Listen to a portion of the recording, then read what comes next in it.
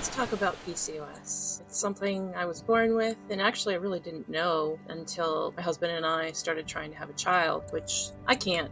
That's something I've had to come to terms with. Learning that and what my body went through after I went off of birth control was really devastating, mentally and physically. I had been on birth control since I was 14, 15 years old, and pretty much stayed on it up into my 30s. It was regulating, or at least hiding, my symptoms. Once I went off the pill, all the reasons that I went on it in the first place in my early teens came back like 3 times as bad. A lot of symptoms. And it took me another 10 years before I actually decided to try to handle this myself. There were a lot of doctor's appointments and specialists. The diagnosis is through elimination of other possible diseases. They don't ever actually test exactly for PCOS, but they test you for everything else that it might be. And if you don't have any of those, then you have PCOS. So it's a really long, frustrating process. That was a couple years of my life, just getting that sorted and figuring out what was wrong. After that, I remained on pharmaceuticals for several years, and it was impossible to lose weight. I was having no success. If you restrict your calories too much, you gain weight. If you work out too hard, you gain weight.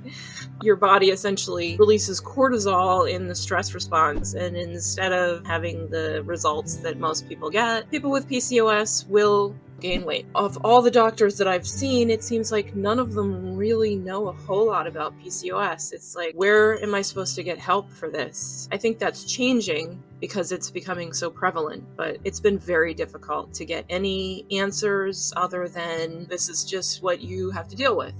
That's a really frustrating thing to hear from your doctor. And then they give you medications to try with no guarantee that they're going to work, and pretty much knowing that they're not, but let's try it. And I did that actually for a while, and I'm not going to do that ever again because there were so many negative results from that.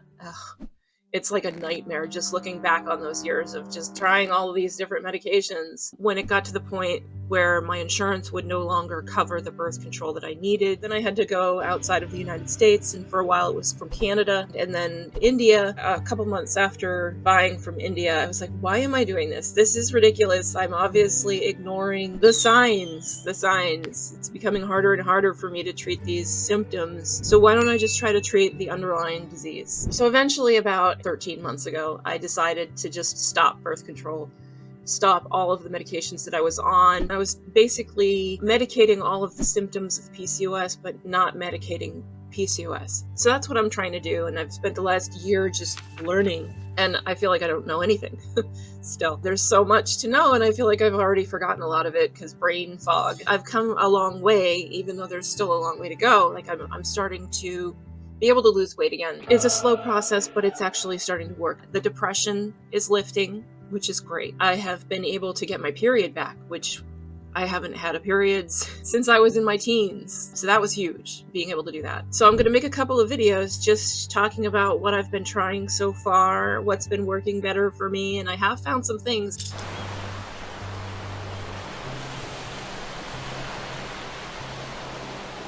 But this is kind of fun, and thank you all for your support so far. I will talk to you again very soon.